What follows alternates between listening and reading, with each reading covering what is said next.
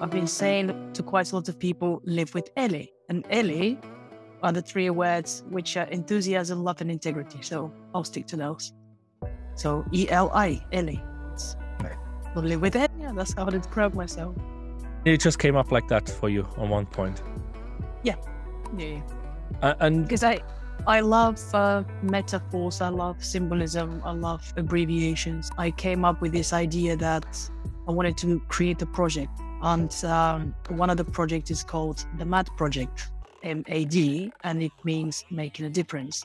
Very often people who are considered mad are those that make a difference. Was it not Steve Jobs who said, people crazy enough to think that they could change the world are usually those who do? So exactly, if mad is not a diagnosis, it's a title, it's a privilege. Because it means that you're making a difference that other people don't dare making. So be mad, basically, and live with Eli. That's it.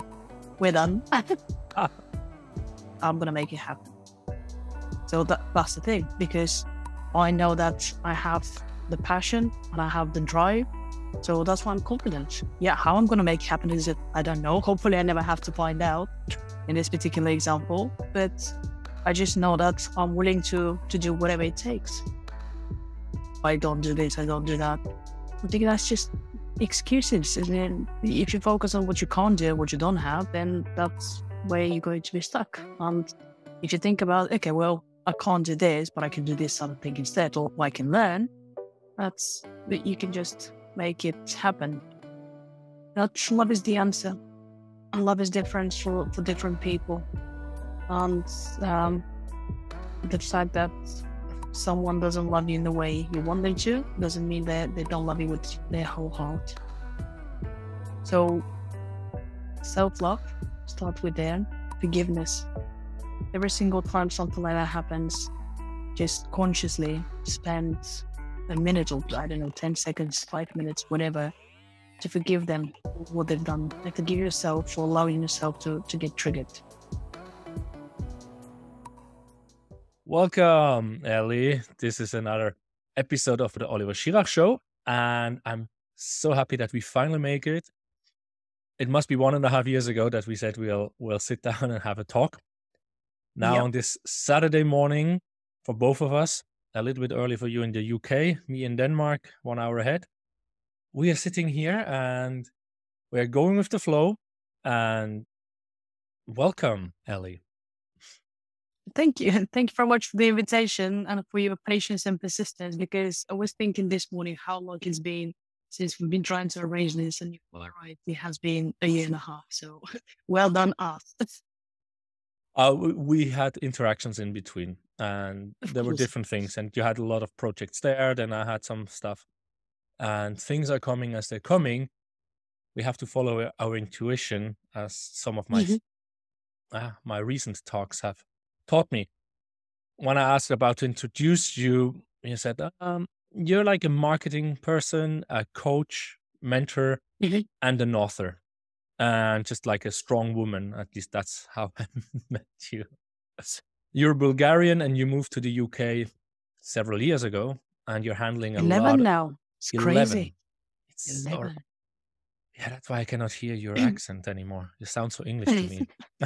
Well, and whenever we get to talk, you're juggling like 2 or 3 projects, and you have several companies, and we always have this great talk about, communication, positive, self-reflective talks, and judgment, ego. We go a little bit everywhere. So I'm sure we're going to do the same today.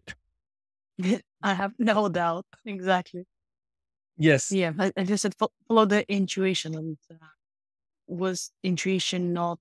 I think it's coming from Latin, because it's teaching from the inside.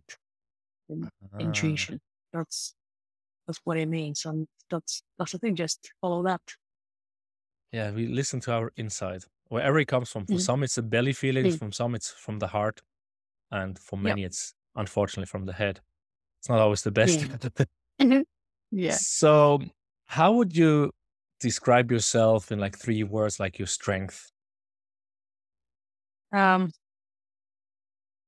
you know what? Because Eli is a shorter version of my full of my full name, which is Elita.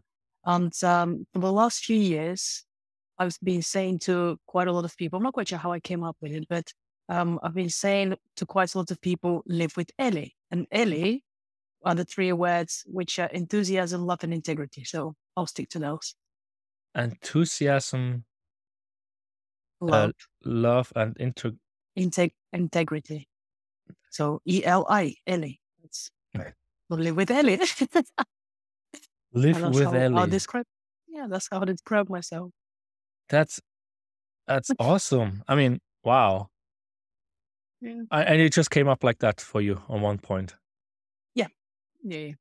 And Because I love metaphors, I love symbolism, I love abbreviations, and I love different things. So, for example, I came up with this idea that I wanted to create a project. As you were saying, that I have quite a lot of projects in the go. And one of the projects is called the MAD project. And MAD is actually capital letter MAD, and it means making a difference.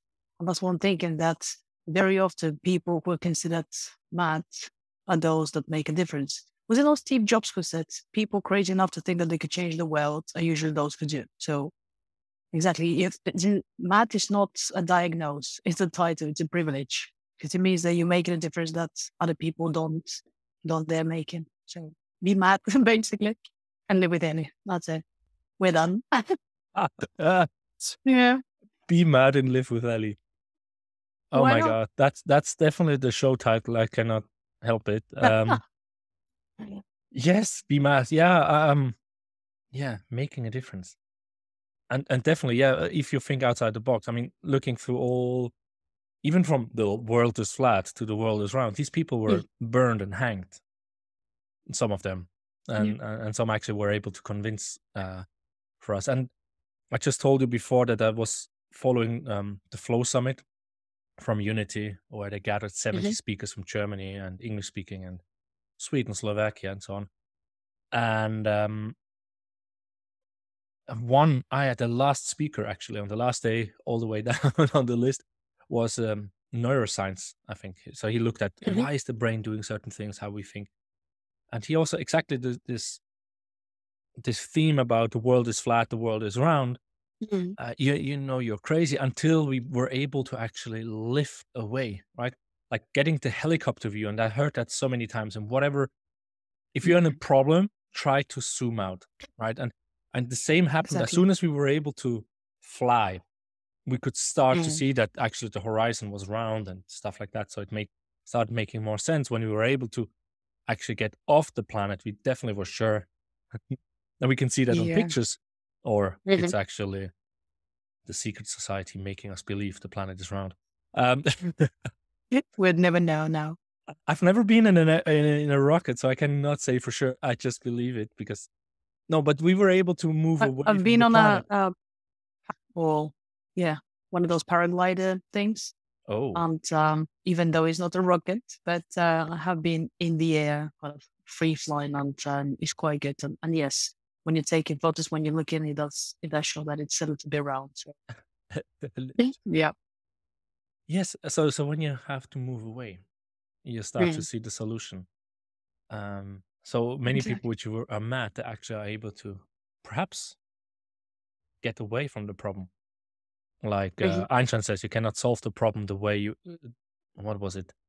The way you were thinking into the problem, or the environment you were in. You have to get a new perspective.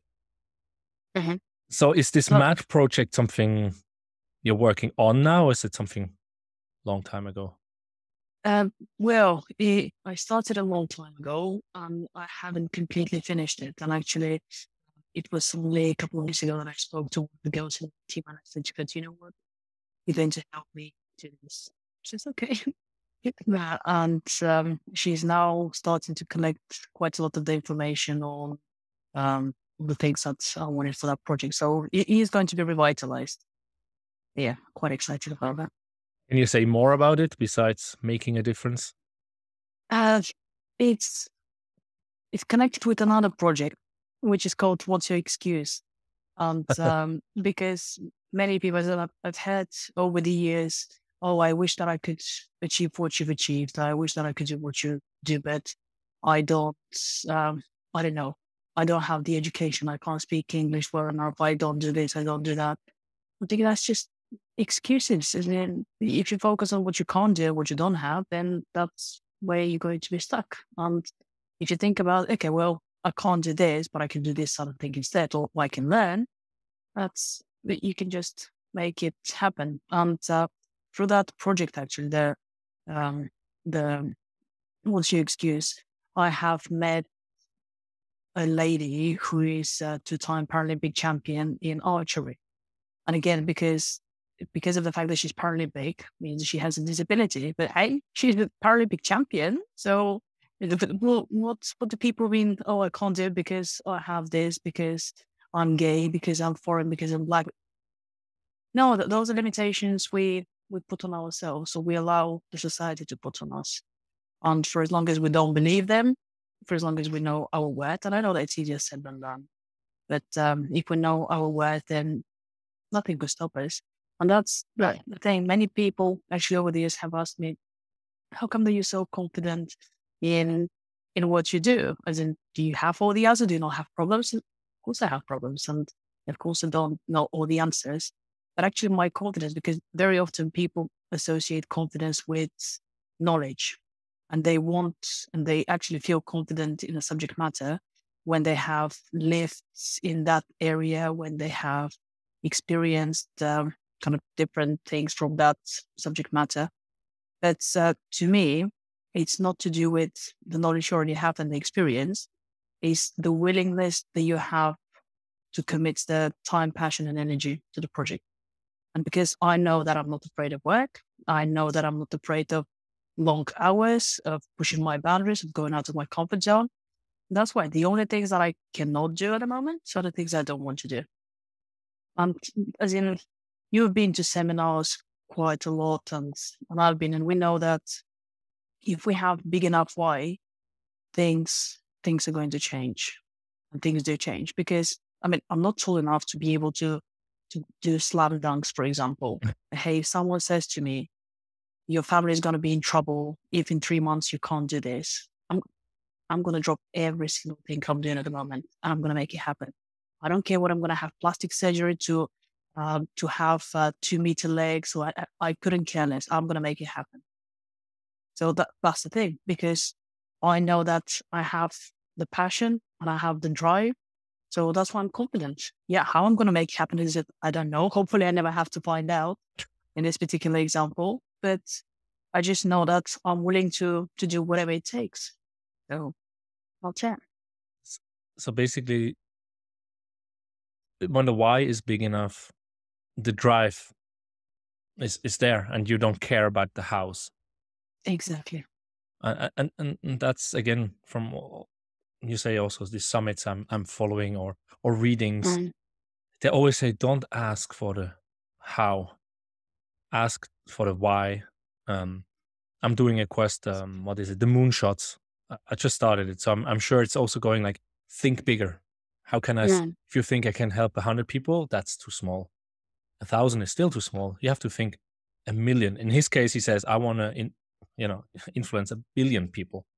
Then you get the big enough why, which will then drive you. I guess Tony Robbins has also things like that. That's why he is where he is.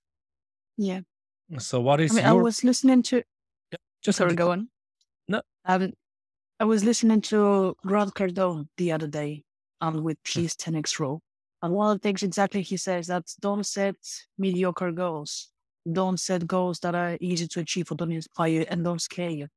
Because exactly, if the goal is not big enough, then your effort is not going to be big enough. So you're not going to go anywhere. And it's better to aim for, as I said, 1 million and end up doing the 10%, which is, let's say, 100,000. You've influenced only 10% of people instead of aiming for 1,000 and influencing 1,000.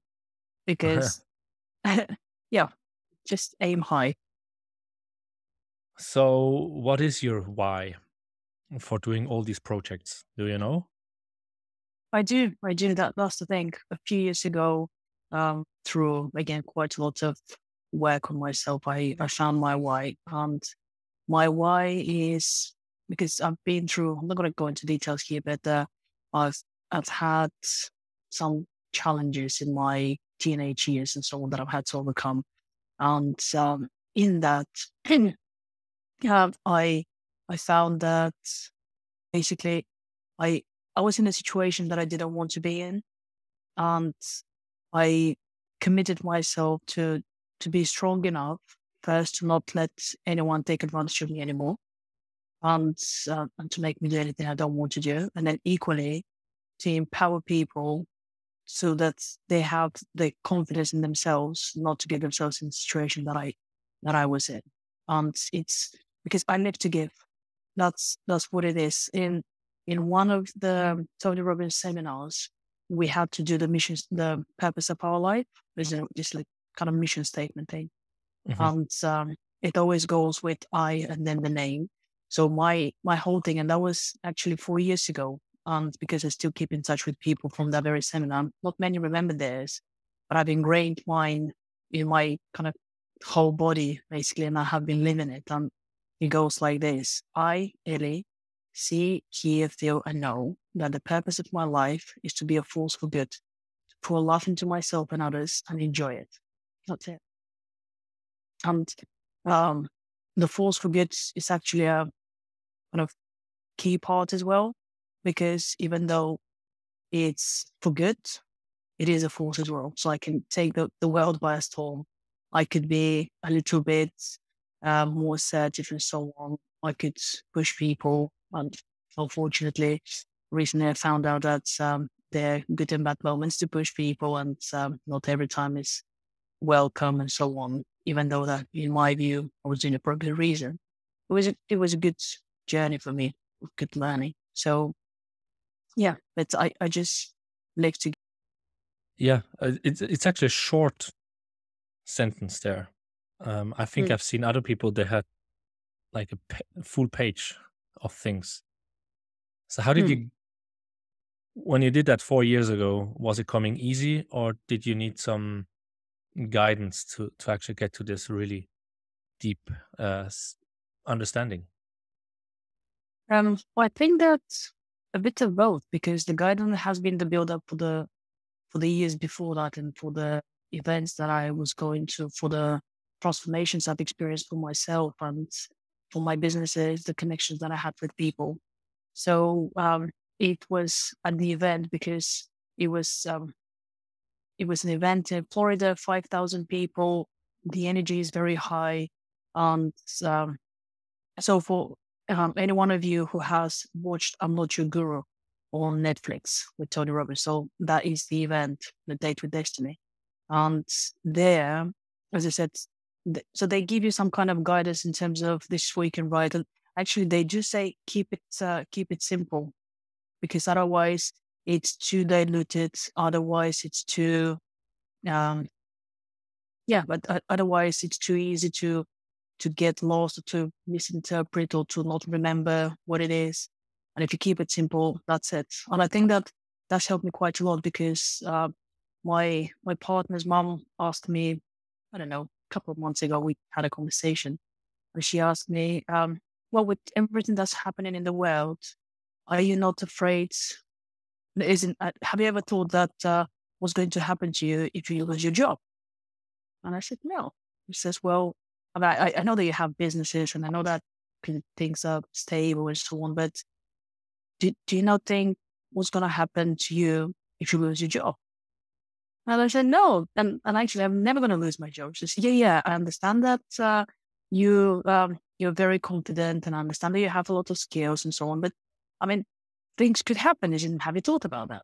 And I said, listen, I don't identify with my job. The way I see myself is, my purpose, as I said, is to help others, to be there for others.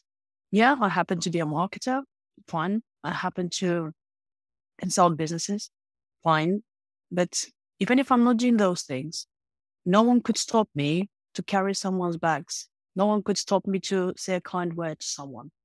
So from that point of view, no one could take away what my job is, what my mission is. So yeah, that's it. Yeah. That's basically describing you. I mean, But it I does. It does. I met you through the Summer Diva Mm. retreat in 2019, so almost 2 years Yeah. ago, Mm. and we only talked at the end of it. Before, you were always in the background and working and getting Yeah. things connected or whatever you did. And we had a Mm. little bit of a talk at, I think, the second last or last day, and then we Mhm. exchanged numbers because we were in the same WhatsApp group. And after that, we started talking, and that's really Mhm. the feeling I had, that you were thinking a lot of others. You also helped me with my wife when she got a new position because she was a little bit unsure how to Mm. handle it, which was great. And that basically shows what you say. You want to help others. You didn't ask for Mhm. anything back. You just said, "Okay, I'll help."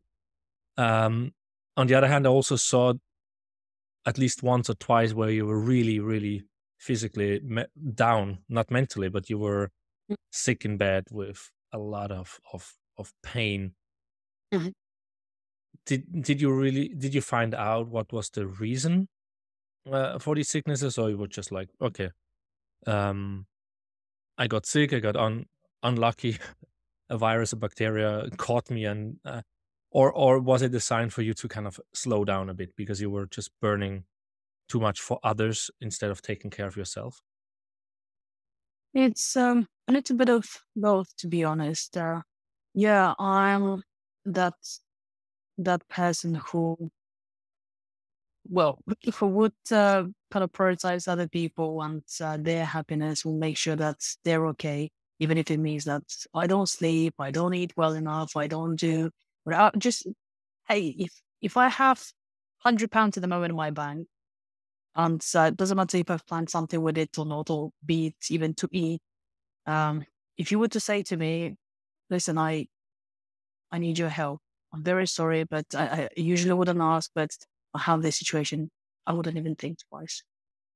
I give you the money and then I'll like, well, I'll figure it out. And then, hey, I have rice. I have, so I'll make it work. And I'm like, okay. And that actually happened to me 5 years ago. That friend of mine called me.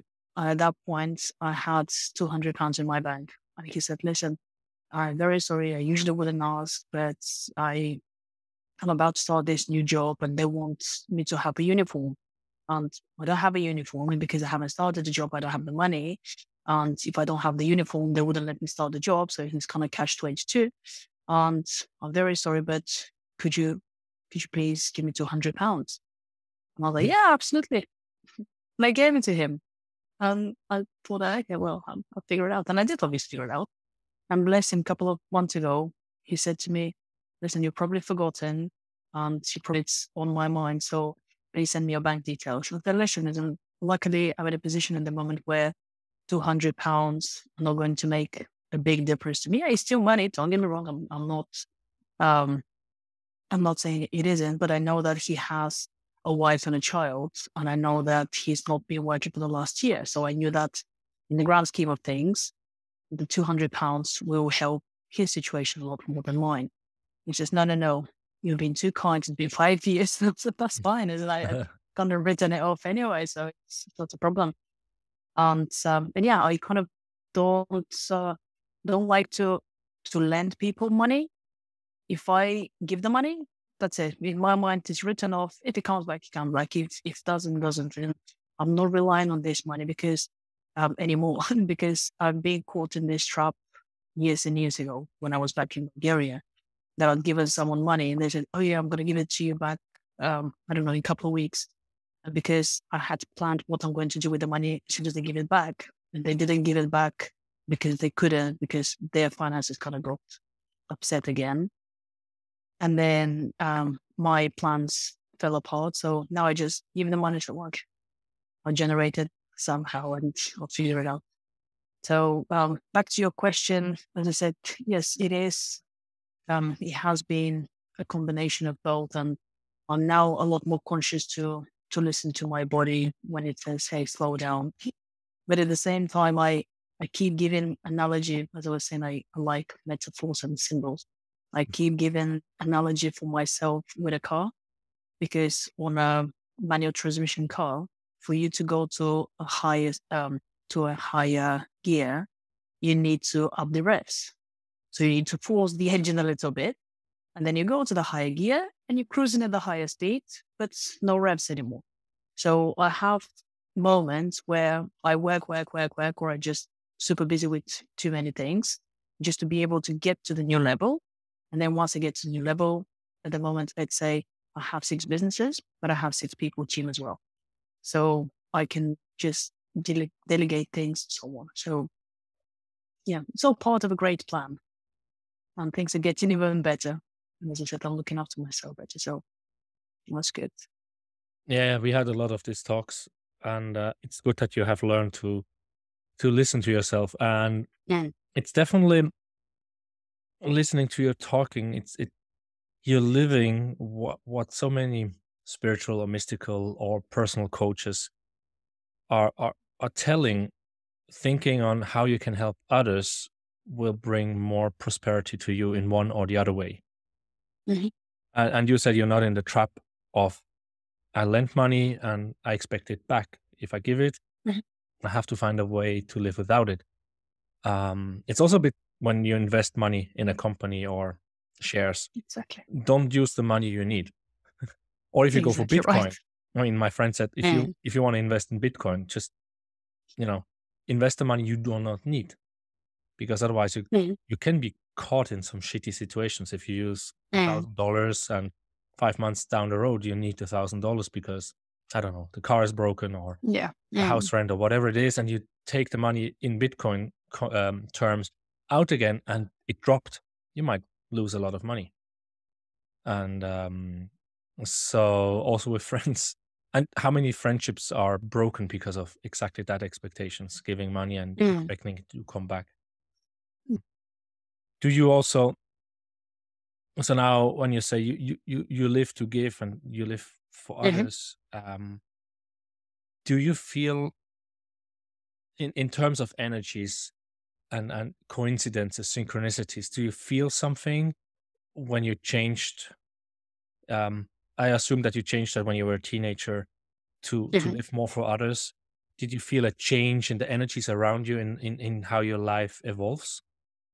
Yes, because I'm not quite sure what I was as far as depressed, but I was very down. And so I just didn't have the good 2 years. But I suppose that was just coincided with the teenage years, hormones and various other bits and bobs and exams to go to high school. So quite a lot of stuff. But as I said, there was this more traumatic emotional event that happened that shook me up. But then I said to myself, well, if I can't make myself happy, I want to make other people happy. And then actually what happened is that because that's something that happens very often when people are afraid to look inwards and to look at what's happening with them, they would rather not go there. They'd rather deflect a question, a topic. So whenever someone was asking me, how are you doing? I was saying, I'm great. Because I thought, well, they wouldn't ask. And they didn't. And then I became a clown. Have you ever heard this thing that the clowns usually are the saddest? And I think that's what happened because, as I said, I wanted to make other people happy, and I wanted to make them smile, be it with a compliment, making a fool out of myself, with a flower, with whatever it might be. But I ended up being a clown, and it was through doing good for others, and it was through focusing on others that I actually started to see myself, because isn't others a reflection on what you need to heal, on how far you've come along? What was it? The beauty is in the eyes of the beholder. And then I started seeing things in a different way, because I was thinking, oh, it's good to be happy, to make jokes. And that's how I grew. I basically faked it until I made it, kind of thing. It has paid dividends, because thinking about it, there are so many things, that people say, Ellie, this would only happen to you. Those are good things, only happen to you. So let's say I would call a radio. There are those radio games and all that stuff.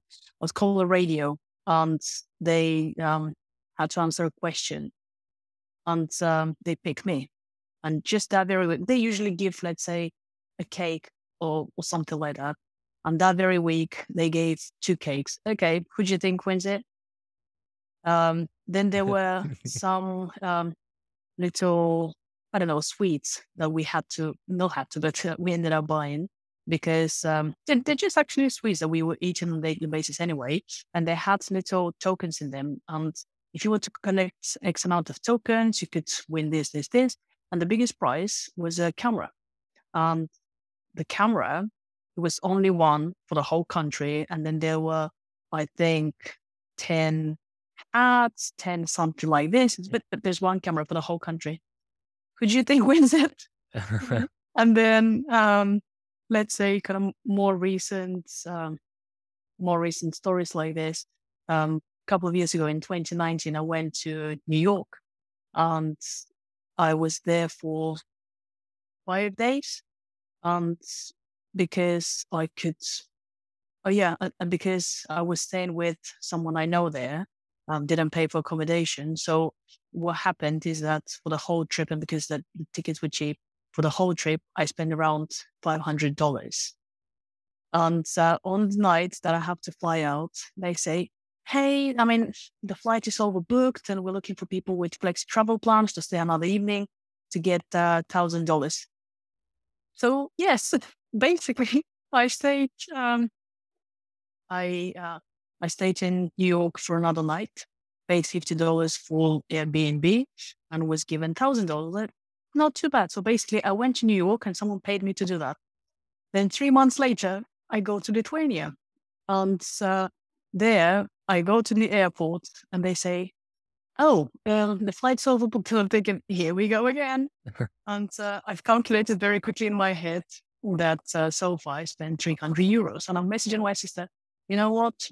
The flight is overbooked, so chances are they're going to take me on another one, and maybe they'll give a compensation. And I said to her, well, so far I spent €300. So as long as they give me more than that, I'm happy. They gave me €400. I was like, okay. So yeah. Yes. As I said, so many things, just people saying, only you. Yeah. My Wow. energy is one of the things that many people comment on, and they say, well, I love your energy. I love your mindset and it's kind of your bubbly self. And I think, as you said, that shows with the shift of perception. So quite exciting. Okay, so did you answer the question in your mind? Like, how did you realize that this is happening? Was that just a graduate Fine. thing and you were looking backwards and like, whoa, since I'm laughing more and making other people happy and I faked it until you become happy yourself? Mm. Or is it something you realize in the moment that go down the street or you call the radio station like, haha, I knew I'm gonna get an extra gift. Uh, Again, it's a bit of both, because for the first few years after I started this process, I was not as aware and as conscious. So I was just doing it just to avoid pain, just to avoid people asking me, just to avoid me having to answer how I'm actually feeling. And then later on, when I started seeing those synchronicities and those good things, I actually now very much believe in my luck. And I've done this quite a few times just as a proof of concept as well. And it was, must have been 5 years ago now that I worked in this agency. And because everyone knew that I was very lucky, I kept finding money on the ground, and it's just all the time. And by the way, when I say money, it's not necessarily big money. It could be even 2p, like 2 pence, but couldn't care less. It's just the fact of me spotting it, whereas other people are not spotting it. Yeah. And so I was saying to the girls in the office, okay, I mean, you know that I'm lucky, right? Yeah. Okay, so now you know what? Actually, I don't want to go to the shop. You should go to the shop for me and get me a scratch card, but a winning one. Otherwise, I don't have your luck. So that's fine. I mean, it's got to be my money. Just pick whichever ones you want. And you would, one of them is going to be winning. So pick 2. One of them is going to be winning. Okay, so I give the girl the money. she goes back, and because it was Christmas time, and because I asked her to choose whatever she wants. And actually, I had a post-it note that when she left, I put under the desk, and it said, "The one with the snowman will win."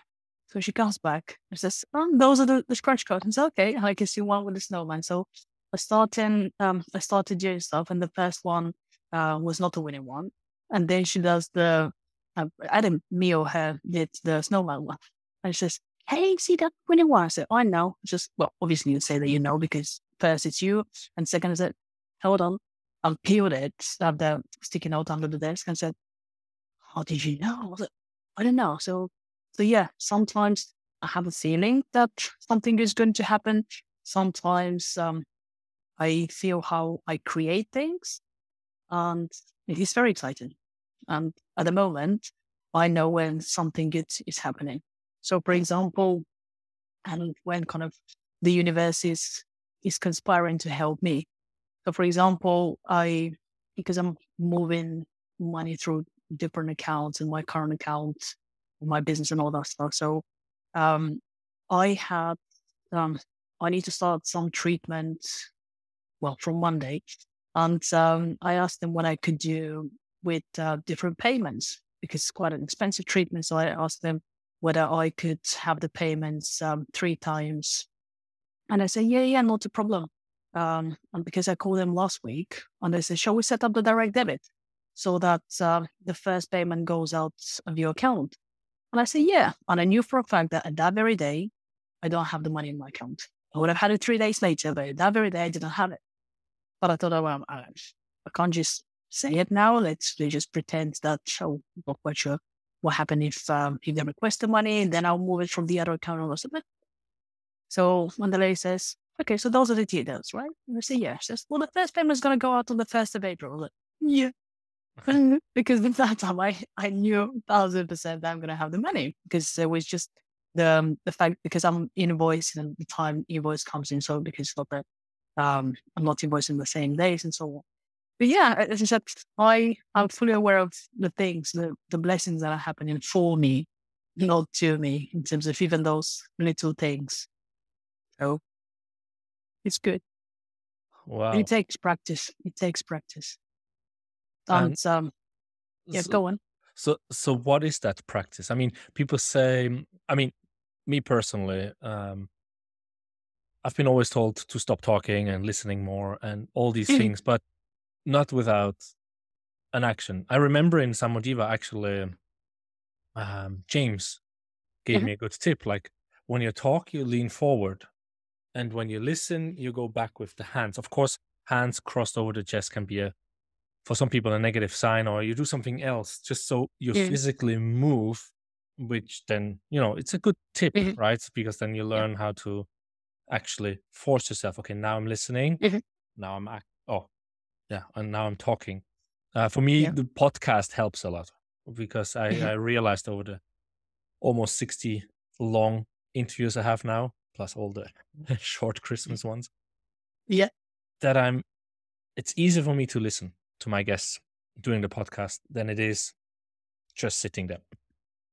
mhm, So how is a practice to learn? Now you said you have a feeling, and then you mhm, said you have this inner voice, because you knew now on the 1st of April you have the money, so they will not go for the money exactly. before that. So that was like Yeah, an inner voice. So how do you practice that? Yeah, how do you practice? I mean, fake it till you make it. I mean, there's some people say don't do that. Really believe it. Be mhm, in the future. Know that you are there. mhm, But you said you were smiling. You're the clown, and until you basically, went over the hill, and you pushed yeah, yourself, as you said, up the hill, or pushed the mhm, gear so you can change the gear, or like the yeah, engine to mhm, change the gear. mhm, So how now, with all this experience, if someone comes to you and says, "I want to have your luck," or "I want to feel as happy as you are, I want to have the same energy, so people will recognize me for the energy," mhm. what would you do, or what would you advise them? Um, I would I would advise them to try different things and to see what works for them. Because, for example, obviously, pretty much everyone who is at a certain kind of what's why the standard success level would tell you meditate, which again, it's a brilliant practice. I've been meditating for a while now, but I've been on and off for 7-8 years because it was not my thing. At the moment, I think now I'm on day 25 of non-stop meditating twice a day. So I say not up in terms of consecutive days. And then before I would meditate for 3 days and then something else gets in the way. And I suppose the key is kindness and compassion to ourselves as well. Let's not beat ourselves up that, all the successful people get up at 5. Why am I sleeping until 9? Well, I go to bed at 3. Obviously, I'm going to sleep until 9 because it just doesn't work like that. Let's not put ourselves in boxes in what society expects. And again, I completely understand that it's easier said than done. But if everyone takes consistent and conscious action every single day, even if it's 2 minutes a day, just do 2 minutes a day of your preferred practice, be it meditation, journaling, just self-reflection. Self-reflection is obviously one of the topics which we'll probably touch on a little bit more detail. But just have something that you know for yourself and you put in the energy out in the universe to say, hey, I want to work on myself. And if some days you miss even the 2 minutes, happens, fine. Just as soon as you remember and as soon as you have the opportunity to have those 2 minutes, which as in theory, you should be able to create the 2 minutes, then do that. But just keep going. That's the whole thing. Keep going, be kind to yourself, and don't take criticism and don't take feedback from people who are not willing to work with you and improving that feedback. So if someone says, oh, you're doing this wrong, why are you doing this? It's not going to work. Okay, so tell me how it's going to work. Well, because the people who are more successful than you, the people who are more, I don't know, let's say even spiritually ahead of you, there's that they would not, they might still give you the feedback, but they would say to you, how can I help? How can I be there for you? And then it's on to you to take them up on the offer, because that's the other thing. Even if you want to help someone, they need to be willing to help them, because otherwise no one to work. Because I can give someone all the tools, all the strategies, all the books that I've read. They have to come from them, because they're the people that actually need to implement. So I can't do it for them. Yes, and sometimes it's very hard when you're in a difficult situation. I'm struggling with myself trying to climb up the slicky slopes and then I fall down again. Now it's Saturday. 2 days ago, someone reached out, like, let's, touch base. And in my mind, I thought it's a different person. It's very bad. Okay. And then I got to the meeting, like, oh, that's a different person. Oh, And it's you. oh, it's you. And somehow the energy just shifted in my body. And I said, okay, whatever. I'm friendly. I listened. She gave me some really good tips because it was about, building up a tribe. And I just stumbled into building up the Swiss tribe because the guy who started it up doesn't really have energy. And it just started to crumble a bit. People didn't show up. And she gave me some tips because she was in one of those. And she was inspired by me doing that. She just felt the energy and everything and thought like, wow, that's great. She wants to do it. But she had a much better structure. And I loved it. I'm like, wow, thank you. I had a talk with another Swiss guy who wants to help me, but we didn't really get to talk the last 5 weeks. He's very busy trying to, boost his business during COVID. So I don't know if he started to do pro bono just to do something instead of being home and not having anything. And his girlfriend from Canada came to visit. So anyway, she gave me the list, right? So like coincident. She basically, what we talked about, like for having this meetings once a week or every second week, how to be able to structure it. I'm like, that makes sense. It resonates with me. And then she continued to why she actually wanted to talk. Once I thought it's a 15 to 30 minute talk, and then it was already 40 minutes and she started to, networking and all these things. I'm like, I've been in doTERRA forever doing like 3 or 4 different companies like that. It's not me. I'm not the one building up the network like that. I love the products, but I'm Exactly. it's Exactly. not me. And she just continued like, but you haven't been working Mm. that long, you don't make money, Mm. blah blah blah blah blah blah. And at the end, I'm like felt like hanging myself. Seriously, I had this feeling like I want to go out and hang Yeah. myself now because she made me feel Mm. so bad. And that's exactly the last point you said. Don't take criticism of people which do not want to help you. Because she had really Mm. good things, like really a lot of these spiritual talks. Mm. But I actually, when she talked, I felt like it's not going deep. Mm. It felt like it's just on the surface. And as soon as she started to criticize me, like, you have not been working for 10 years, you're a bad husband, you're a bad father, don't you want to Did support she your really say family? that? Yes. You're full of excuses and blah, blah, blah, blah. And you said it yourself, like in one of your, what is it? What is your excuse? I have a lot of excuses Urgency. and I have to push myself out. The why is big, but not big enough for me to really get me going. Mm. Right. So it's like I have big goals, but in the end, they're mediocre. I mean, we can talk about that perhaps. Mm. And I just said, it's enough. I hanged up because she couldn't help me. She just criticized me. And I Mm. felt very bad. I took a workout at 9:45 in the evening. My wife has subscribed to, what is it, Les Mills or something from Mm. Zealand. Yeah. Yeah. Jesus, I'm not used to these New Zealand people talking. You do this yoga and whatever exercising. Like, what did Yeah. you Yeah. say? Like, what? Yes, but there's some jokes with Michael McIntyre about New Mm. Zealand, Australia, which is Mm. awesome. I Yeah. Yeah. always think of that joke when I hear them. So I There did. is one about Dixieland. That's obviously different different pronunciation on the first word, exactly because of the accent. So Exactly. Like, and then you're like, yeah. I know. bench. I'm like, what? I don't remember how they say it, but anyway, so I took Yeah, a I know. 15 to 20-minute exercise. I had no energy. This week, my Mm. eyes were like pressing in the head, in the skull, right, and the back of my neck. So I wasn't really in the mood to do it, but she made me so angry.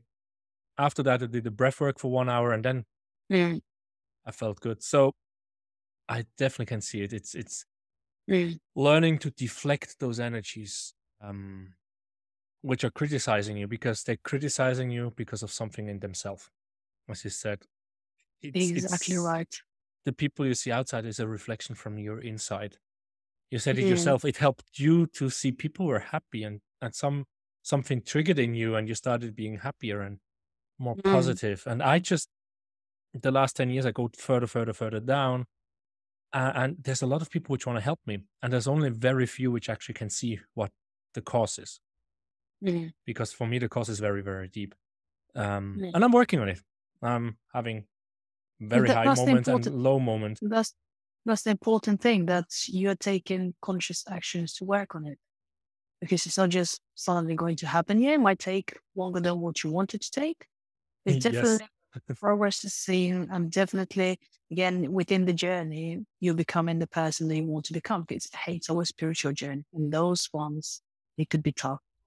Yeah, it's And like it's like the financial whatever graph we used to, at least I used to see in the 90s. It's going steadily up, but sometimes it just yeah. drops into a valley, right? Mm. So One thing that you mentioned was the judgment, and something that I'd like to pick up on. I've been doing this course called The Judgment Detox. It's by Gabby Bernstein. I love her to bits. I first read her book, The Universe Has Your Back, last year, was around this time. And then afterwards, Super Attracted, then afterwards, Spirit Junkie, then afterwards, Judgment Detox. Yeah, and I mean, but exactly because of the things that she's saying in those books, I thought, wow, I want to read everything she's ever read. I want to do everything she's ever done, because I love her way of thinking and of expressing herself, and the focus she puts on things, and the understanding she has of the world. And because of that, I started to read every book of her that I could put my hand on. And it was last, yeah. But in the last few weeks, I decided to do the Judgment Detox as a course, because I was going through some personal kind of challenges, let's say, in my relationship. And I found out that for as long as I was putting judgment on my partner, it was things that, again, I didn't want to see in myself, which is a protection mechanism. And I almost, it's like, again, because I love my partner to bits, but I wanted at times to be right and to show why I'm right, which that's not love, that's ego. And the Judgment Detox, one of the things that they taught me is, because there are different chapters, and one of them is called See for the First Time. And see for the first time is see the person with all their innocence, see the person with just with only light and love, like the first time. It's just, by the way, as soon as I said light, and the light from the window came in, and it's beautiful, right? I'm controlling it here. The remote control the sun. Okay, sun, you can go away. Yeah, there you go. Can you send some sun here? Come on, I'm in England. I've only had it for 20 minutes anyways. That's fine. Okay, fine. I'll send some. I think if it gets lost, it's Royal Mail, not my fault. I'm telling you. So the judgment thing is a big thing. And where I thought that I was a good person, not judging and so on, doing the conscious work to audit yourself. And again, the other topic that we wanted to mention, the self-reflection. How then is it knowing what's triggering you? It's more important than what the other person is doing, because even if it's not this person, even if you are no longer in a relationship with them, be it a romantic relationship, business relationship, friendship, even if this person is no longer in your life, you know how they say that you would still get the same lesson until you learn it. So and it's because of my understanding of something, my view of the world, my wounds that I hadn't healed, my pains, that was the reason for my frustration, not what my partner was doing. Because I could very easily put the responsibility on the other person and say, well, you hurt me, you made me feel this way. No one could hurt me, because I perceive the things in a way that I want to perceive it. And it's valid for everyone. Maybe not everyone is aware of it or wants to take responsibility of that, because it's a lot of responsibility to know that you're controlling your life. And I know, as I said, that there are situations where a lot more the judgment is also towards ourselves as well. Again, I was judging myself for a few things, and I was judging myself for pushing others, for not allowing them to just go with their own pace and their own journey. But again, that stemmed from insecurities that I had, from wounds that I had, because, as I said, in those dark years, in my teenage years, I know how I've grown as a person since then. I know how I've changed in terms of my output, my outlook on the world, my energy. I don't want to go back there. I'm telling you, I don't. And I thought that if I'm around people who are not, who are afraid at some level, and who are not doing what it takes for them to be happy, maybe I'll be unhappy again. And it's not true. So that was a kind of shifting point for me. And I think that may have contributed to help to save my relationship. So I'm extremely grateful for all the learnings. As I said, it was a lot of tears, a lot of emotions, but it's a lot of lessons. So judgment is a big, big thing, whether we realize it or not. One thing they say is that as soon as, because oftentimes, not always, but often, people know what they're not doing quite their best abilities at the moment. Be it they're not working out, be it something else. And as soon as, and because they're already not happy about the fact themselves either, but for some reason they can't find the strength and the discipline, the commitments to make it happen. And as soon as you point it out to them, say, well, you haven't been working out. And then they get defensive because you are just poking the wound. And It's not good. So there are other ways to approach the matter. So if anything, just love the person, because the people who need, was it the children who need the most love, very often ask in the most unloving way. And if someone is what you perceive not nice to you, or being rude, or being distant, or being whatever, they're protecting themselves. Don't take it personally. If you take it personally, it's on you, because then it's triggering something in you that, oh, maybe the person doesn't think I'm good enough and all that stuff. But if you know that you're there for the person, and if you know that you have the power to just to change your thoughts and to assign any meaning that you want, then it's a completely different conversation. Wow. It while you're talking, of course, I think of my son a lot. Yeah. Um, I do not remember when it started, but he's just all over the place when he has to go to sleeping. And I just see that he needs the love and the understanding. How he's 7 years old now. Mhm. And so we go to bed. My daughter lays there, and she has another mechanism. So as soon as he touches her when she wants to sleep, she gets annoyed. So he, of course, starts to touch her a lot because he wants the attention. She wants her attention because she gets touched by him. But if I hold her or mommy holds her, no problem. But when he touches her, she says she doesn't want to be touched when she falls asleep. So I have these two mechanisms. And it's very triggering, right? So for me, I think what triggers in me is I'm not respected, perhaps, because I tell Mm. them, hey, lay down. I'm here. I take care of you. I want to give them the love. You have everything under control, but please stop. And he continues and continues. So I do not know if it's the respect part that's triggering. That's something, because I'm more conscious about it. All of what you Mm. said, judging, and it's a reflection from the inside. We see only what is inside out and all that stuff. But so I'm perhaps at the 60 to 80% where I can control it. But sometimes it's just like, it's like the anger is just, and I have to leave. Mm. But I can see it very much also in my wife that it's triggering. So how do you give a child, a grown up can actually act as a child as well, I think, even if someone is Mm. 40 years old, I have the feeling sometimes, Yeah, especially also me, I know that. still like a small little 3, 4, 5-year-old. But how do you help a child, which now, if we go into the esoteric, some of the children have more knowledge about who they are than we do. Um, Children which are born the last 10, 15 years. But like they have not really learned that much from the world yet, because they're that young.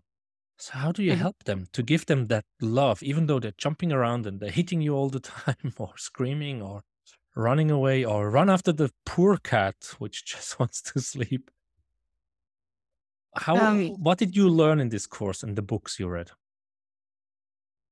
that love is the answer, and love is different for different people.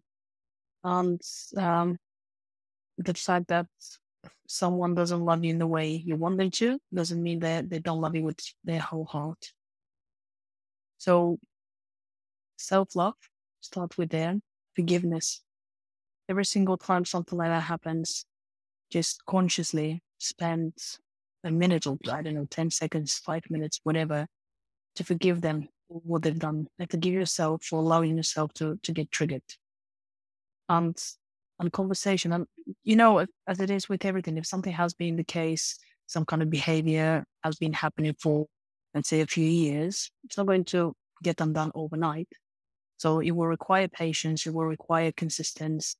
So maybe see, when it comes to kids especially, see what they like, what they don't like. You know about the 5 love languages, the book? Yes, I Yeah, did a they have it. short exercise once a year or so ago. Yeah. They have a kids edition as well. And it will be interesting for you to understand what is their primary love language. Because let's say for your daughter is words of affirmation, perhaps, because she wants to hear that she's loved, that you're there and all that stuff. But maybe for your son is the physical touch, just to hug him, to high five him, to pat him on the back, say, come on, you're the man, well done, good stuff. I mean, it all depends. On might be quality time, or might be gifts. And again, many people think that, oh, if it's gifts, right, I can't afford this, I don't have to. Gifts could be everything and anything. You could just pick something from, you're specifically very crafty, so you'll be able to create something yourself, or even if it's, just doing something together. We find out, well, kind of see if we could find out what their primary love language is, and see if you could give them the love in the way they want it. Because as I said, if your daughter says that, well, she doesn't want to be touched, even though that when you hug her, it's okay, or wanna, that's, because hey, everyone wants love. That's it. That's the whole thing. Everyone wants love, and with that, everyone wants attention and to know that they matter. And it's different ways that we can get those two things. Yeah, and it's not a straightforward process. It's very individual. As I said, I could give you some guidance, but again, going back to not putting ourselves in boxes or in labels and say, I mean, you see everyone's doing this and I try this and it didn't work. Well, it's a matter that everyone's doing it, and you are your own unique being with own unique circumstances. So if it doesn't work for you, that makes you even more special. So why try to fit in when you want to? Why try to fit in when you want to stand out? So don't put yourself in boxes just because other people do. And everything you said makes so much sense. And yet, when you're low in energy in whatever way, right? It could be physical, mental, emotional energy.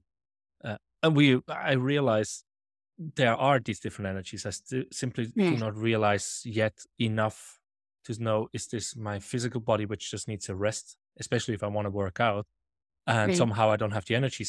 I realized 50% of the time I feel good afterwards. So that means it was a mental or emotional fatigue, not the physical, because the body was then, pushing. And when it didn't work out, so the body was too tired, then you just try to push the body, which doesn't want to work. So I'm still learning these, but especially when you're tired in one of these levels, and there might be more, then you just go back to the autopilot. So you do the things you're used to, and then you get the same result. Like you said. So I have the feeling both kids love touch. So my daughter, whenever she wants to do something, can I eat? Can I sit on your lap? Like, you're almost 10 years old. See, that's the thing. Don't say that to her. I'm not quite sure whether you say it, but just don't verbalize it. In a way, he says, can I sit on your lap? Of course, come here, honey. Hug her. Understand it? Let's eat. I allow her, but when I'm eating, I'm like, you're not 1 year old anymore. Let me finish eating. Then you can sit on my lap. So I tell her, like, afterwards she can sit. So both kids love the intense hug, which is a problem for my wife. She doesn't like that. And my kids just need the bear hug, or what do you call it? When you scoring. Yeah. The bear one. Yeah. They both love it. So I do not know if that's the trigger for both, but I'll see if I can get a copy of the 5 languages and love languages for kids and for anyone who listens. Now we went a little bit into my thing. I have a few other points which I wrote down on the site, and let's see where we go there. Sometimes I'm asked, like, oh, Oliver, you see yourself as a spiritual person? I'm like, no, I'm not there yet. Okay, so what is spirituality for you? So I ask you, how do you define spirituality in your terms?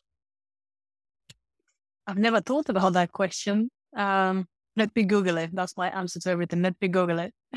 As a marketer, that's I think that spirituality is individual, and it's one of those things that doesn't necessarily need definition, because that's the whole thing. It's a feeling. It's a process. It's something that is not connected with the mind, because the mind is the one that creates the definitions. The mind is the one that tells the stories. Whereas the body just knows, as you said, beats the gut or the heart, but the body knows.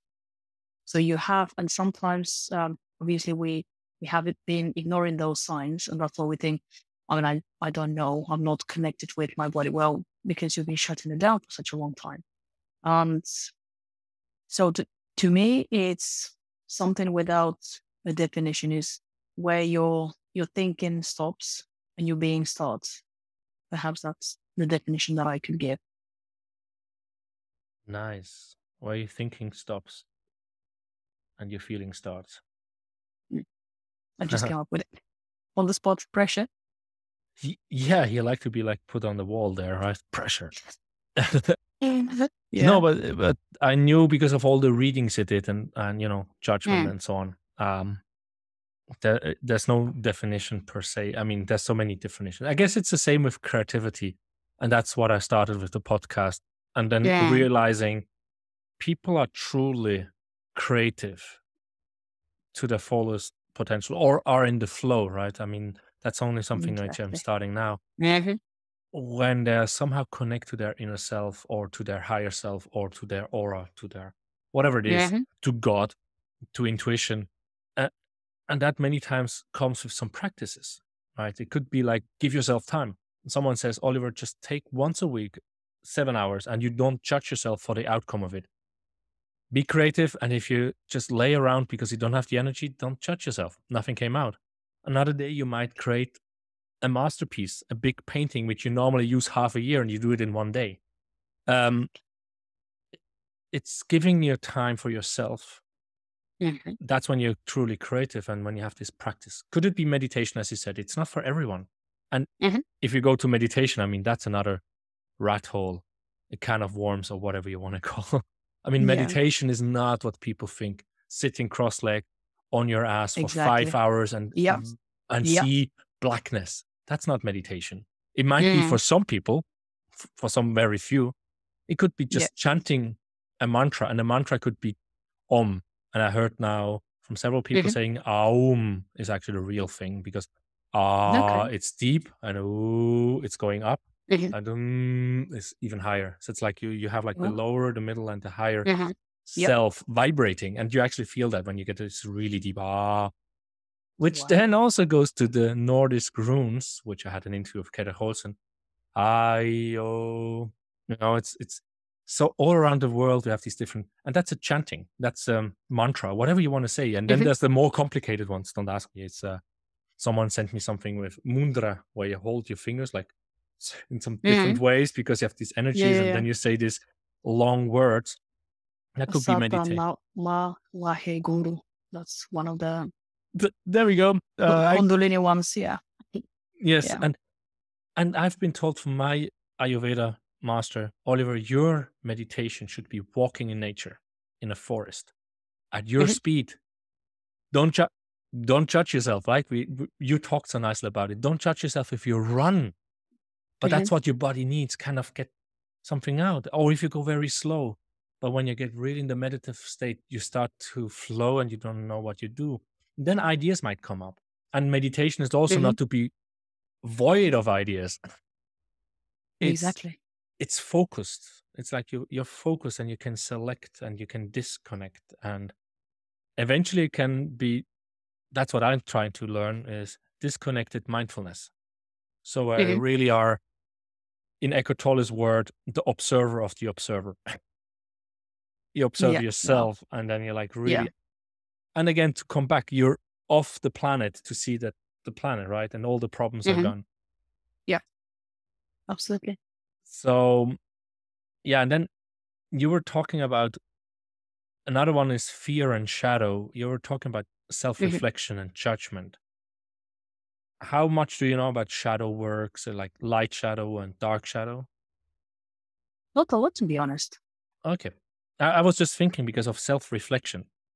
What I've heard, it's like when we talk about shadow work, you go to a shaman, and then they're like, whoo, and whatever not.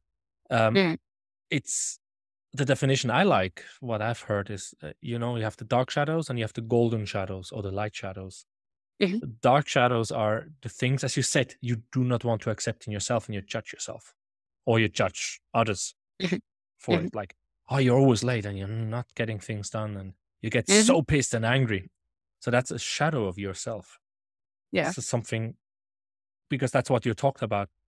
But on the other hand, the golden or the light shadow could be something that you get so jealous, like, wow, look at what you did there. Like this music piece is just awesome. And you just get feel this jealousy because it's also something inside you, which Yeah. you suppress, which you actually could do, but you don't allow it. Mhm. So how do you, when I tell you these things, what do you feel when I say that? What comes to And your mind?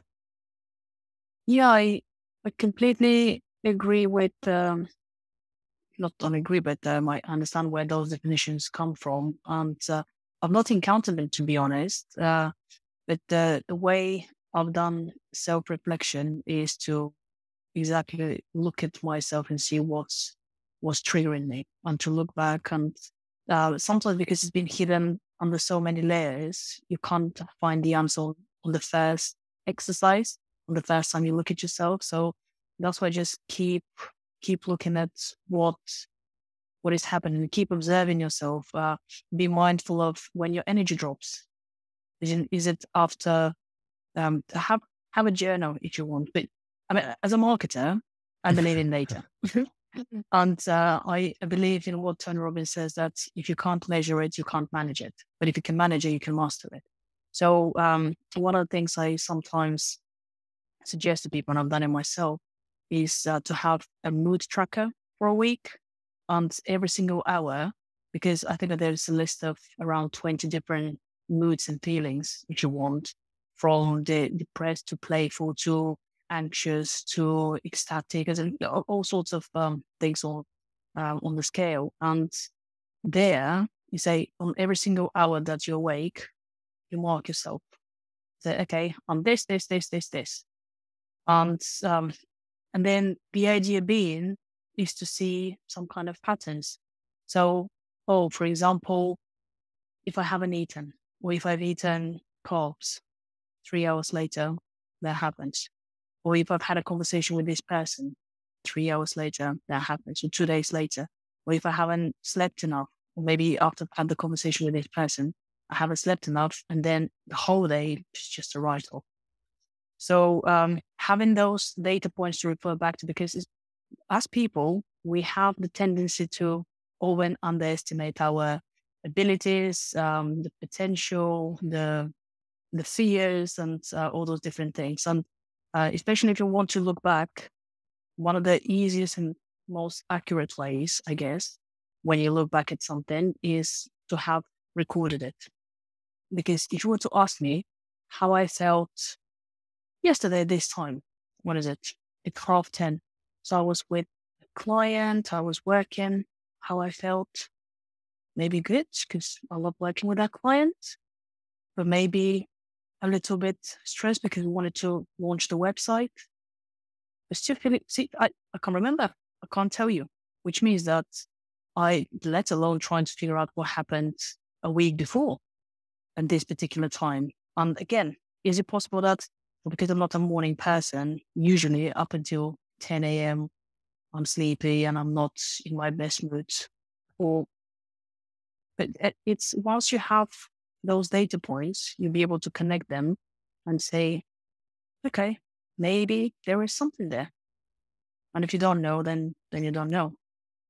And yeah, so it's observing, as I said, because you know when something is triggering you, is it whether you show it to others or not? You know when something happens in you and you're getting annoyed, frustrated, jealous, whatever kind of low frequency emotion that you want. And equally for the high frequencies as well. You know when something makes you happy. You know when something gets you turned on if you want to. There's the different things. So you need to learn to take inventory of how you feel and what are the triggers for this thing.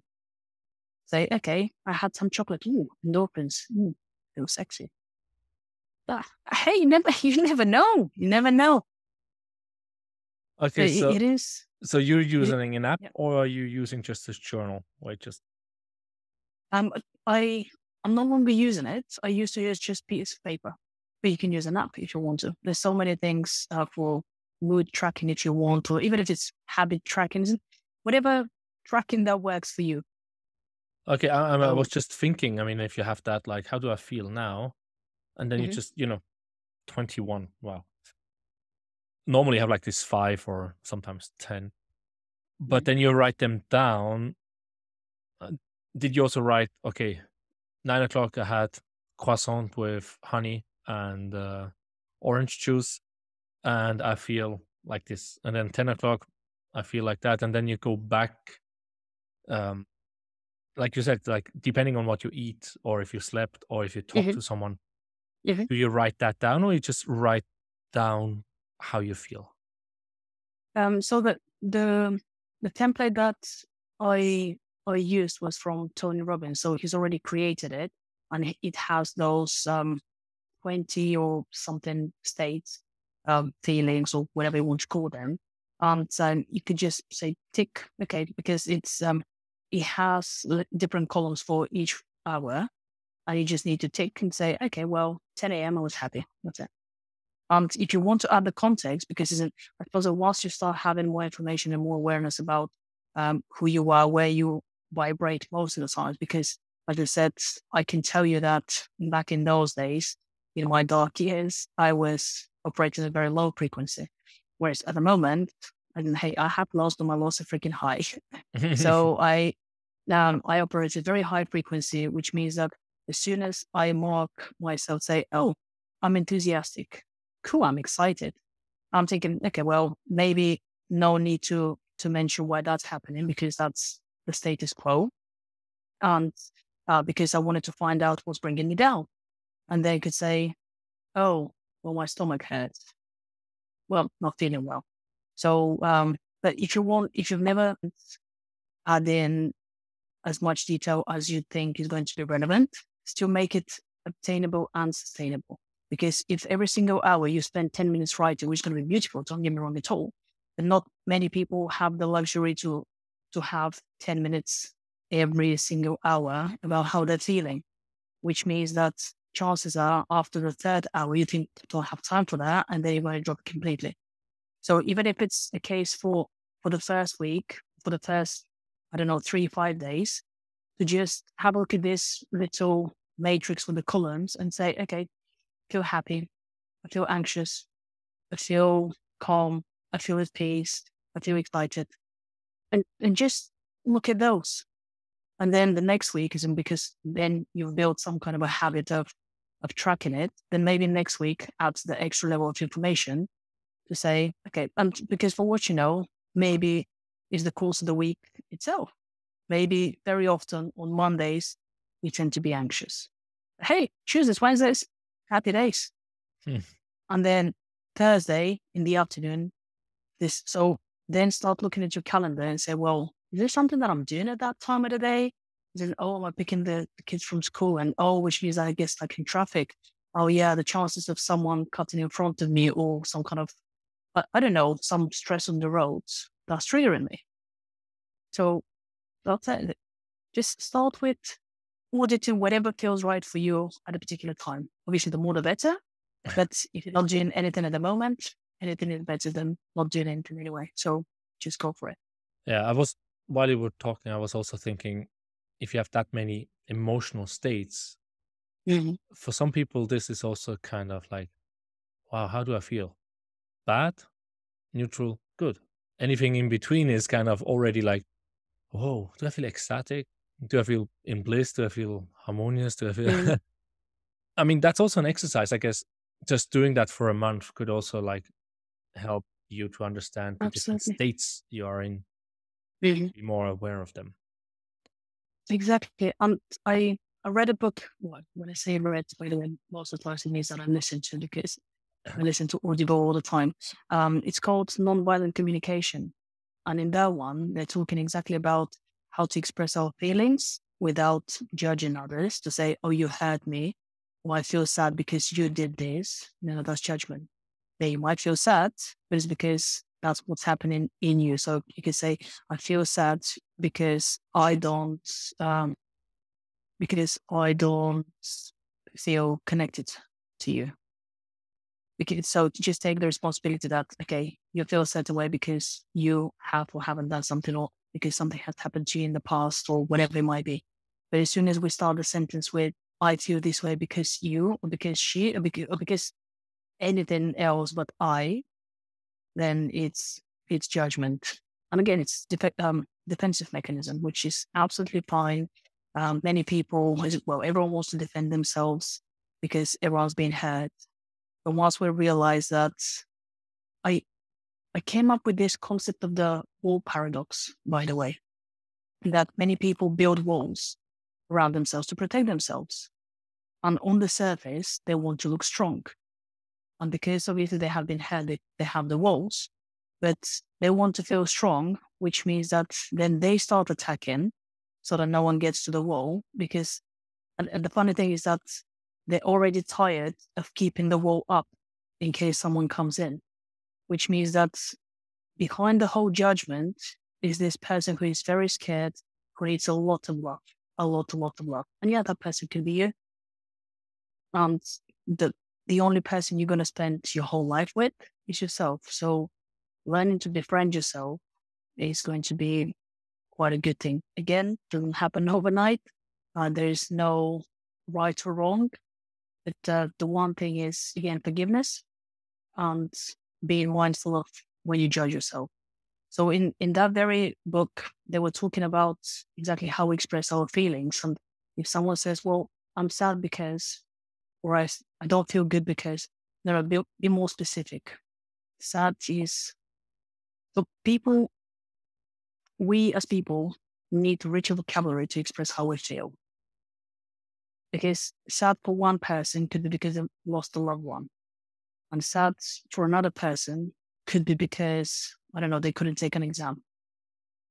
But one of it is feeling, well, for the exam thing, is probably feeling disappointed a little bit or disheartened.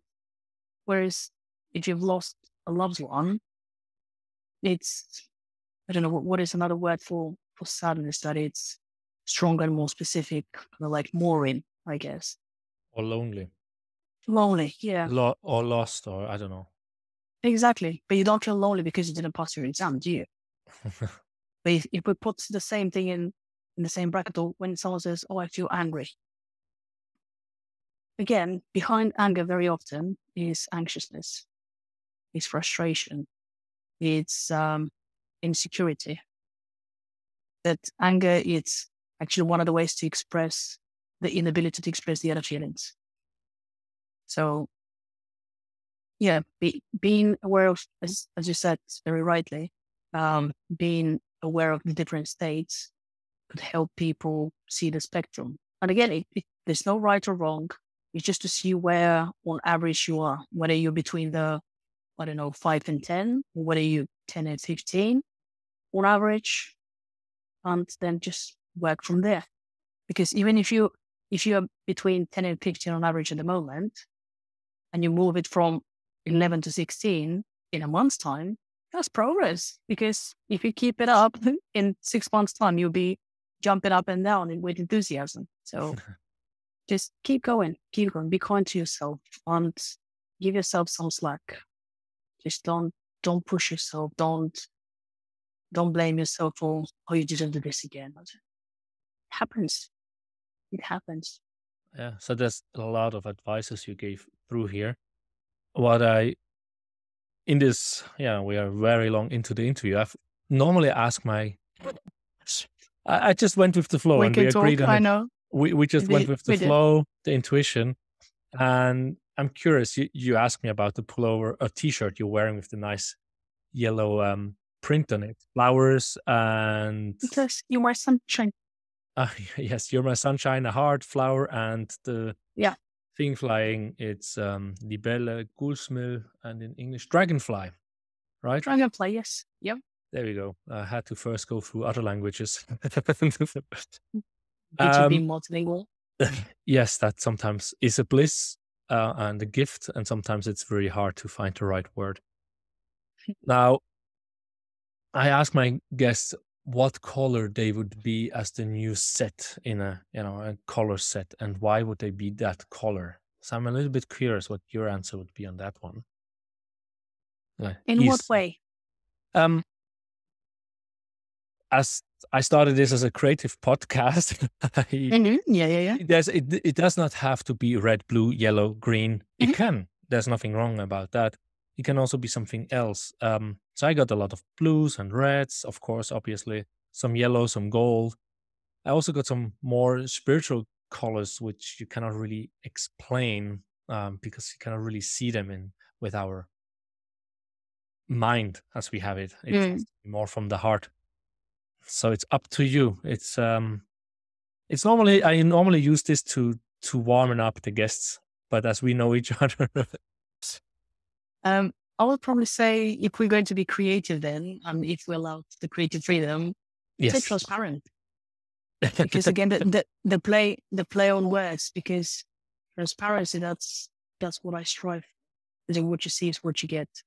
And yeah, even that's me, sporty in a t-shirt.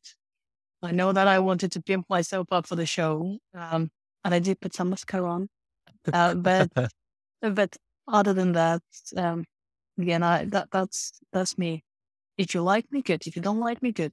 As long as you like yourself, I'm happy. And transparent in terms of color, yeah. Again, obviously it's not the color, but again, it allows all the other colors to shine through me. So I don't want to be a shadow on anyone's colors or anything else that's happening. Wow, that's very deep. Yeah, you allow all the other colors to shine through without shadow.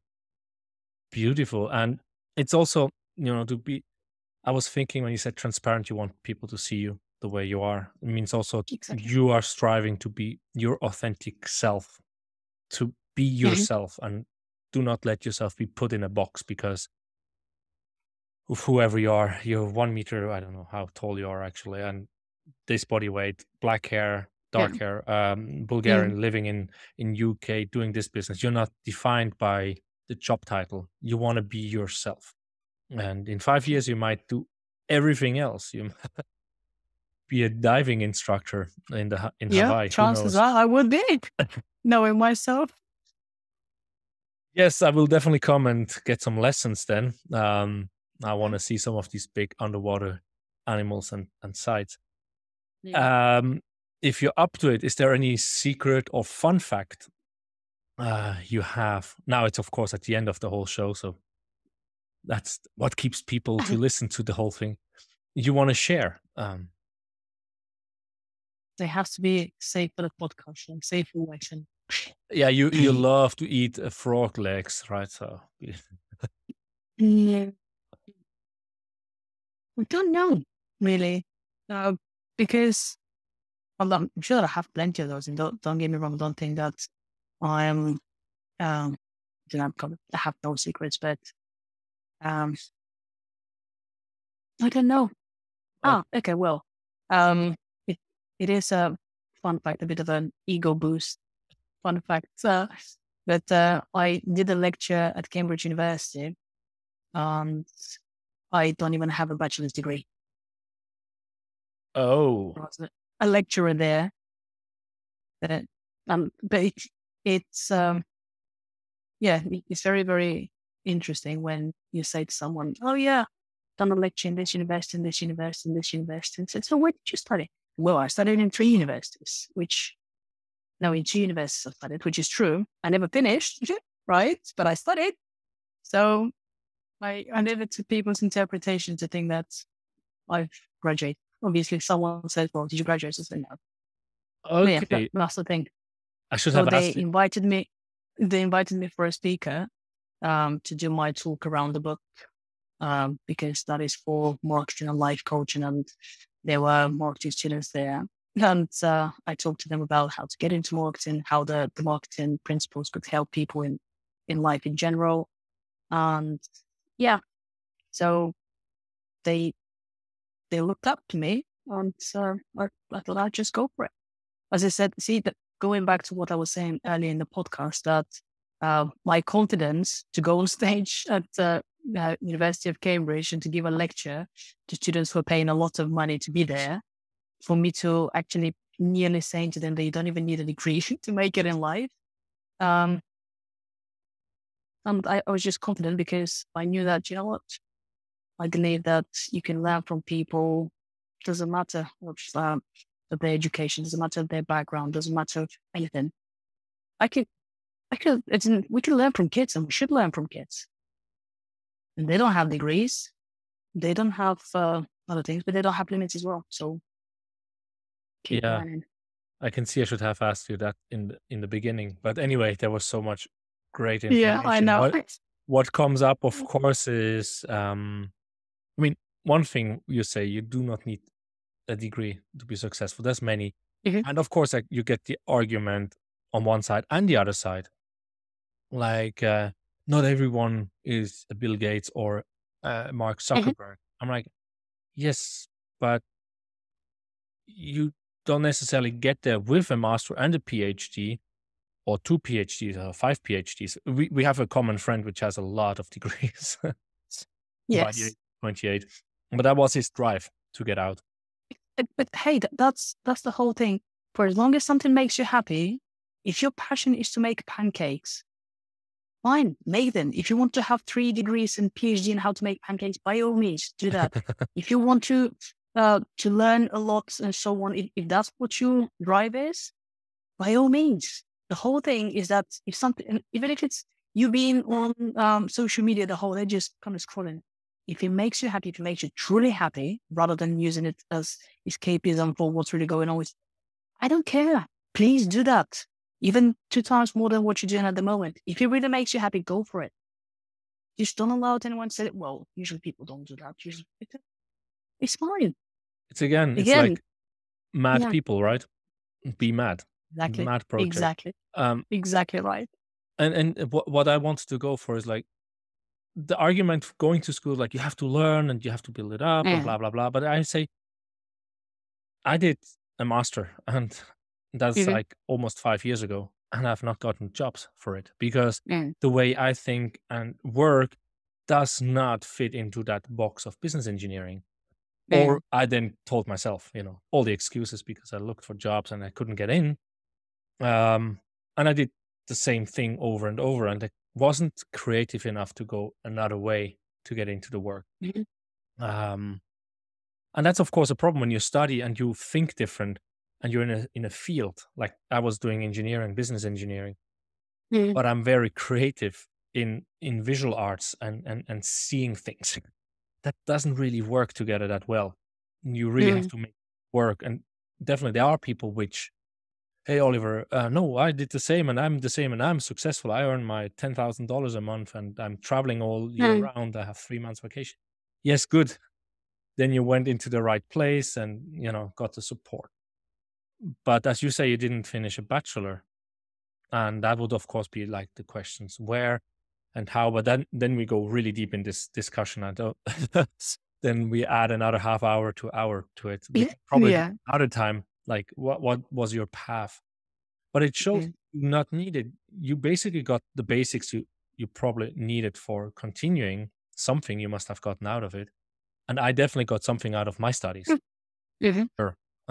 It's not nothing. Absolutely. I just didn't get a job yet with that background. So I can definitely agree with Ellie. Like, you do not need a degree to get the work done. I don't even think you need to go through the whole school system. And I'm really fighting with my wife about that. Yes, you need to learn math. Yes, you need to learn how to write and read. And preferably learn 1 or 2 languages extra on top of what you have. I mean, when I was 16, I was speaking 3 languages, writing and reading, French, English, and German. And so I think that's a really good basis you need to have. Because we are interconnected. So speaking English or Spanish or an Asian language or Arabic or Slavic language is helping you to be able to go to other countries, visit or work there.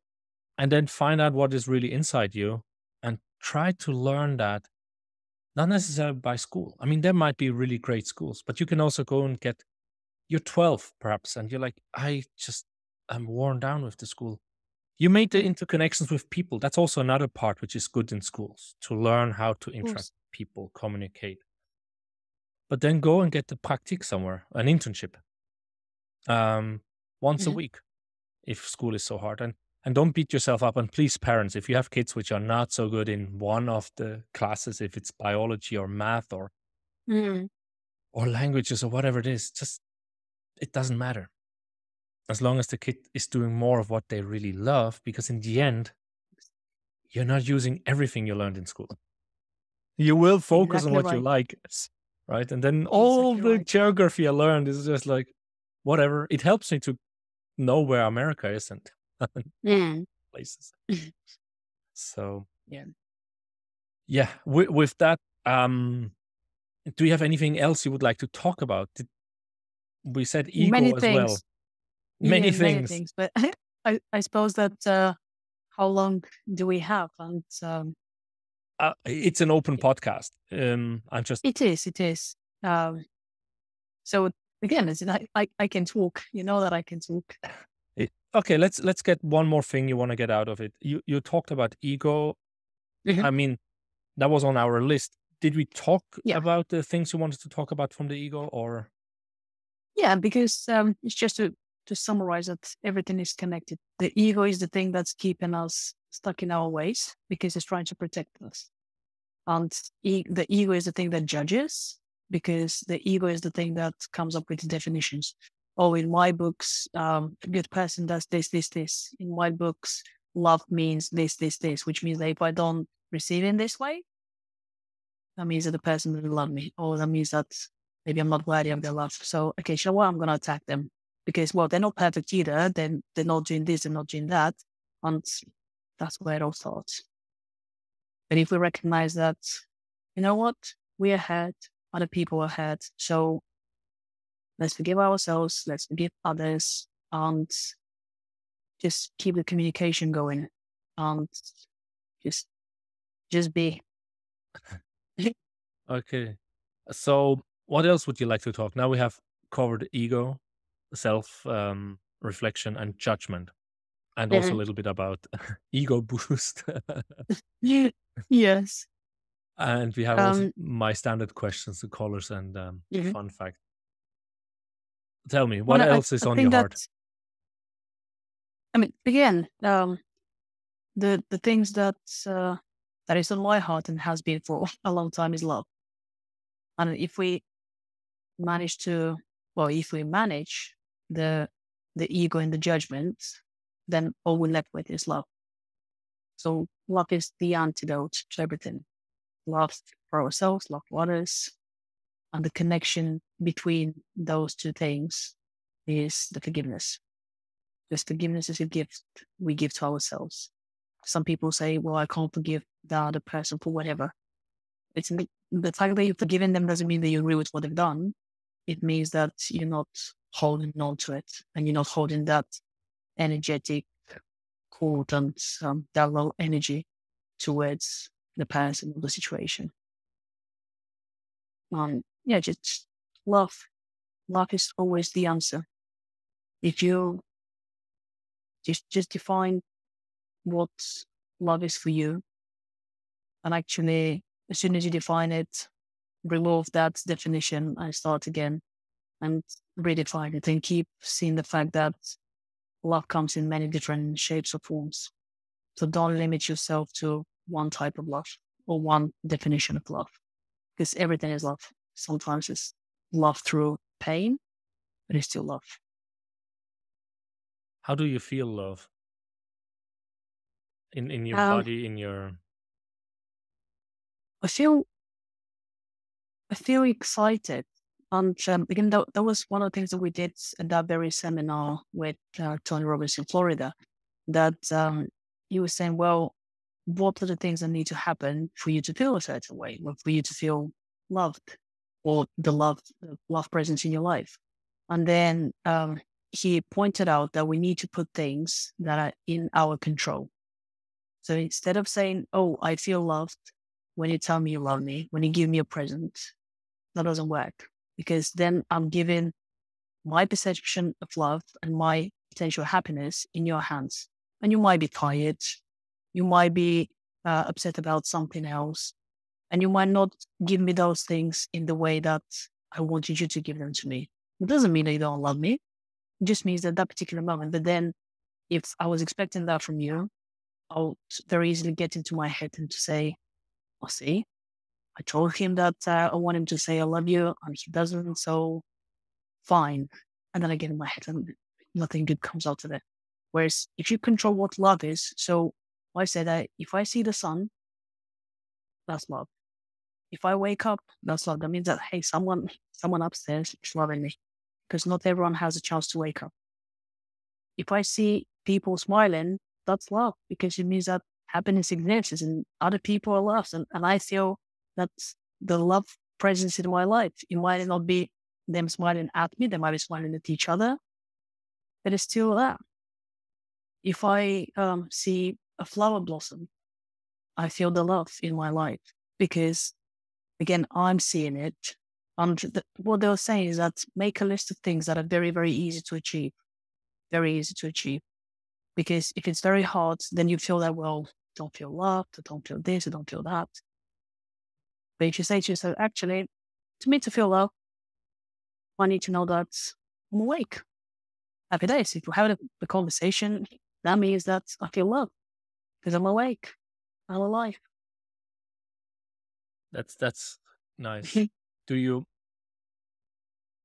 when I ask about how do you feel in the body, is it like, do you feel like a warm heart, or do you feel like the whole body tingling? I feel peace. That's what I feel. Because, but plants obviously is an ecstatic thing, and I feel like I'm hovering, and I feel that but in terms of the sensations, when I feel at peace, in flow, I know that it's mostly in those times that I pay attention to those things. Because if I'm in my head thinking about that client's websites, other things that are happening, the flower would have blossomed, but I wouldn't notice it because I'm in my head, which means I'm not feeling the love because I'm not feeling, I'm thinking. And when I'm at peace, that's when I notice things. And it's just beautiful. Yeah, and that's also what I've been told Native Americans called, what is it, the blue path? From the head into your heart or something like that. Mm-hmm. They have a cross, I think, and circles. That's the hardest path, the hardest journey to take from the head into your heart. It is. So when you really can feel it and you're not in your head.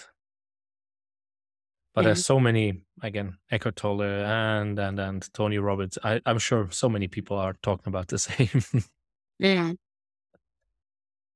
Yeah, I would love to ask about advice or call to action, but it's spread all over this interview. Advices and call to actions. So advice is love. Always go back to love. That's the only thing. Exactly, and that's also a call to action. It is, definitely. By all means. By all means. Now, you mentioned a few books. Do you have any other books, or you want to highlight some books you mentioned that you would recommend the readers, the listeners to read? As mentioned, at the moment, I'm a very, very, very, very big supporter of Gabby Bernstein. So everything from her, from The Universe Has Your Back, Judgement, Detox, and so on. Jay Shetty, Think Like a Monk, definitely book that I recommend. And The Nonviolent Communication. I can't remember who it's from, but it's one main book. So, and they also have a webpage.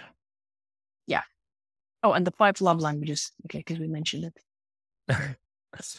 Yeah, so it's you basically added Jay Shetty to the whole mix. Yeah. Yeah. Absolutely. I haven't read him yet. I listened to a few podcast episodes, but when my speed reading is finally catching up, I'll be able or I have to renew my Audible, as I'm also absorbing a lot more via audio. Exactly. Yeah. Is there anything else you would like the people to be guided to, or are these books enough? Like I think that those are great starting points, and then whatever their intuition tells them. Yeah. So if people want to reach out to you, how can they do that? They can find me on LinkedIn or Instagram with Eli Zheleva. which is just my name. And luckily, because when it's spelled in English, there aren't many of us. And as a marketer, I made sure that when you search for that, I appear first. So happy days. Yeah. And how you call your name? I mean, I would say Zheleva, but how did you say that? No, Geneva, like Zheleva. Jean-Claude Van Damme is in the Je sound. I Geneva, like yeah. Jean-Claude Van Damme. Oh, what a nice combination you gave us here. You must have Why done not? that many times. I have, Awesome. yeah. Javi, Lovely. Thank you very much for the opportunity and for the invitation. And once again, thank you very much for your persistence to get me on the show. It's been an absolute pleasure.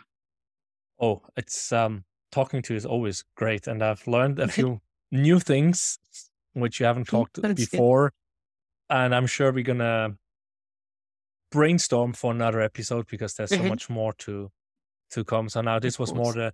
the soft skill, I would say, Mhm. the soft Mhm. side of Ellie. Yeah. Live live Ellie, right? And be mad. Yeah. Yeah, pretty much.